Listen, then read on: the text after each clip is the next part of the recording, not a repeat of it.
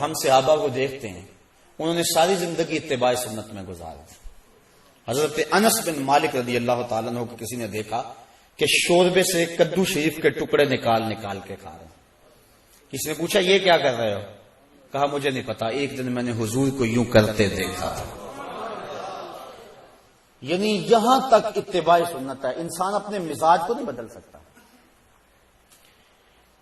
میرے آپ سے محبت کا رشتہ بڑا گہرا ہو سکتا ہے، لیکن آپ کا مزاج اپنا، میرا مزاج اپنا، گھر کے افراد خانہ کا مزاج مختلف ہوتا ہے۔ بعض اوقات بڑی اماں کو مسئلہ بن جاتا ہے کہ آج پکائیں کیا، ایک بچہ یہ کھاتا ہے دوسرا یہ نہیں کھاتا ہے، یہ چیز فلاں نہیں کھائے گا یہ چیز فلاں نہیں کھائے گا، تو گھر کے افراد محبت بھی بڑی گہری، لیکن آپس میں انسان کی جو طبیعت ہے اس میں ہم آہنگی نہیں ہوتی ہے۔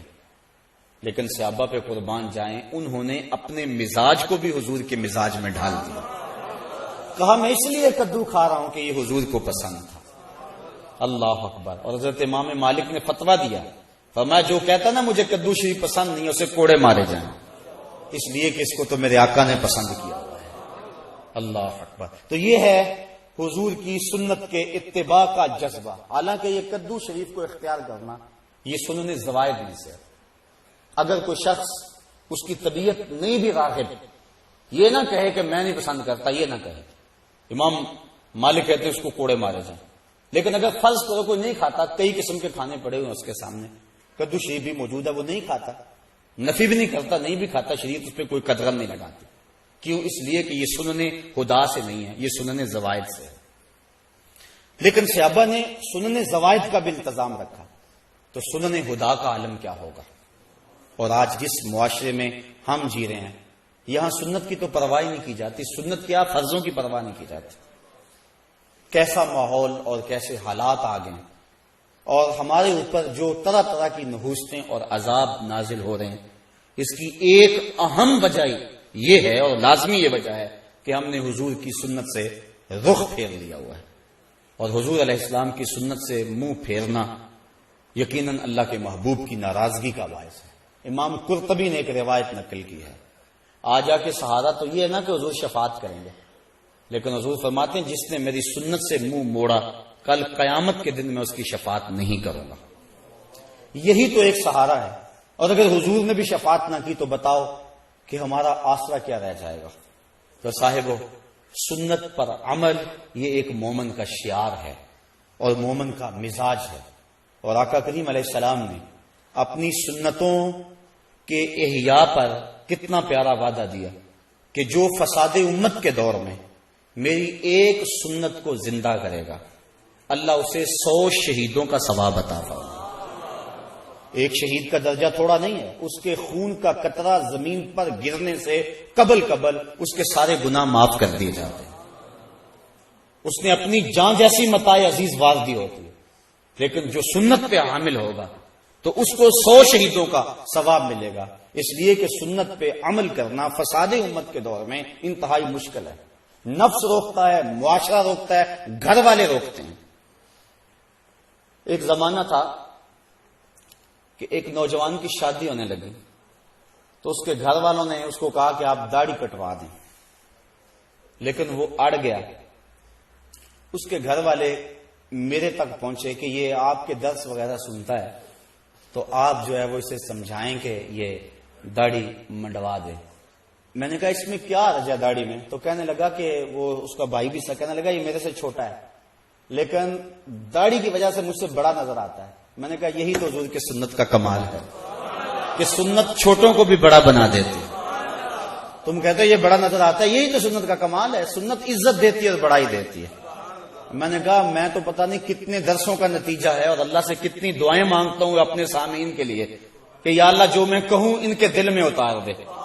تو میں نے جس کو خون جگر سے سینچا ہے، کیا تمہارے کہنے پہ اس کو روک دوں؟ یہ کیسے ہو سکتا ہے؟ میں نے کہا میں تو اس کو تھپکی دوں گا کہ جمع رہنا، ڈٹا رہنا، تیرے اوپر اللہ اس کے رسول کا سایہ رہے گا۔ تو یہ کیسا ماحول آ گیا، کیسے حالات آ گئے ہیں۔ لوگ کہتے ہیں کسی کو مسیطڑ کا تانا، وہ فلاں تو مسیطڑ ہو گیا، کسی کو کچھ کہہ دیا، کسی کو کچھ کہہ دیا۔ ہمارے معاشرے کے اندر سنت کو خفیف جانا جاتا ہے، اور جس کے نتیجے میں اللہ تعالیٰ کی طرف سے ہمارے اوپر یہ وبال ہے کہ ہم ہر وقت مشکلات اور دکھوں میں مبتلا ہیں۔ اور فرمایا الامائم تیجان العرب، امامے تو عربوں کے سر کا تاج ہے۔ اور جب بدر کے دن فرشتے نازل ہوئے تھے تو ان کے سروں کے اوپر امامے بندھے ہوئے تھے۔ اس طرح داڑھی شریف یہ حضور علیہ السلام کی سنت ہے۔ خسرو پرویز کے دو قاصد حضور کی خدمت میں آئے، لیکن ان کی منڈی ہوئی داڑیاں اور بڑی ہوئی مونچھیں حضور کے سامنے جب آ کے بیٹھے تو حضور نے فرمایا یہ تم نے کیا شکل بنا رکھی؟ تو انہوں نے کہا ہمارے خداوند خسرو پرویز نے ہمیں داڑھی منڈانے کا حکم دیا۔ تو حضور علیہ السلام غصے میں آ گئے، فرمایا تمہارے جھوٹے خدا نے تمہیں داڑھی منڈانے کا حکم دیا اور میرے خدا نے مجھے داڑھی بڑھانے کا حکم دیا۔ فرمایا جس نے اپنی داڑھی کو عقد کیا، داڑھی کو گانٹھیں دی، اس کو تاؤ دیے، فرمایا میری خبر پہنچا دو کہ اس سے محمد بیزار ہے۔ تو نہ صرف یہ کہ اس نے داڑھی رکھی ہوئی ہے اور ہے بھی وہ مقدار سنت کے مطابق، لیکن اس کو تاؤ دیتا ہے، تو حضور نے بیزاری کا اظہار کیا۔ اور جو حضور کی سنت کو ہی قطع کرتا ہے اور زبان سے وہ دعویٰ کرے کہ میں عاشق رسول ہوں، تو یہ کس طرح اس کے دعوے کو قبول کیا جائے گا؟ مرزا قتیل دہلی کا بہت بڑا شاعر تھا، اور فارسی اس دور میں قومی زبان تھی، بعد میں ریختی آئی، پھر اردو۔ ایران کا کوئی شخص تھا جس نے مرزا قتیل کے اشعار پڑھے تو بڑا خوش ہوا، دل میں ارماں جاگا کہ میں اس کی زیارت کر کے آؤں کہ وہ بڑا صوفی مزاج کوئی بزرگ ہے، کیونکہ شعروں کے اندر جو مضامین تھے وہ صوفیانہ تھے۔ وہ سفر کر کے جب پہنچا، گھر کے دروازے کو دستک دی، انہوں نے کہا کہ مرزا صاحب حمام پہ گئے، تو وہ پیچھے حمام پہ چلا گیا۔ تو وہ حجام کے سامنے بیٹھ کے اپنی داڑھی کٹوا رہا تھا، منڈوا رہا تھا۔ اس کے ذہن میں کوئی اور نقشہ تھا، کوئی اور تصور تھا۔ جب اس نے اس حال میں دیکھا تو کہنے لگا مرزا یہ کیا کر رہے، داڑھی تراش رہے؟ تو وہ شاعر تھا، اس نے کہا کہ میں داڑھی تراش رہا ہوں، اپنا ہی منہ چھیل رہا ہوں، کسی کا دل تو نہیں تراش رہا۔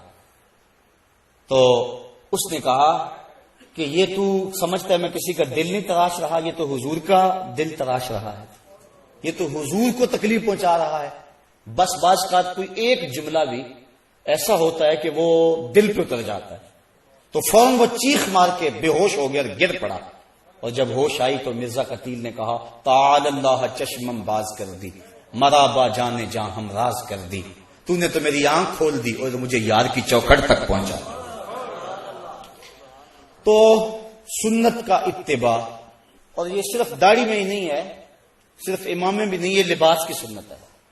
اس کے علاوہ حضور کا جو عمل زندگی ہے، ساری زندگی حضور علیہ السلام نے کسی کو تکلیف نہیں پہنچائی، دکھ نہیں دیا کسی کو، غریبوں، بیواؤں اور یتیموں کی مدد کرتے تھے، اور بوڑھی عورتوں کا سامان اٹھا کر کے حضور جہاں وہ کہتی وہاں اتار آیا کرتے تھے، وہاں رکھ آیا کرتے تھے۔ یہ سارے حضور کے طریقے ہیں، اور ان طریقوں کو اپنانے والا حضور کا محبوب ہوتا ہے۔ حضرت مجدد الفسانی علیہ رحمہ فرماتے ہیں کہ حضور کی سنت کے اتباع سے بڑھ کر خدا تک پہنچانے والا کوئی اور وظیفہ نہیں ہے۔ سب سے بڑا وظیفہ جو اللہ تعالیٰ تک پہنچاتا ہے بندے کو، وہ حضور کی سنت کا اتباع ہے۔ اس لیے حضرت خواجہ بزرگ شاہ نقشبند بخاری علیہ رحمہ آپ فرماتے ہیں کہ ہمارا کام سنت کا احیاء کرنا ہے اور شریعت کو رواج دینا ہے۔ ہم دنیا کے اوپر پیری مریدی کے لیے نہیں آئے ہیں، ہم تو اللہ اور اس کے محبوب علیہ السلام کے نظام کو رائج کرنے اور حضور کی سنت کو عام کرنے کے لیے آئے ہیں۔ تو حضور کی سنت کا اتباع ہر معاملے میں اور ہر حال میں یہ ہمارے اوپر لازم ہے۔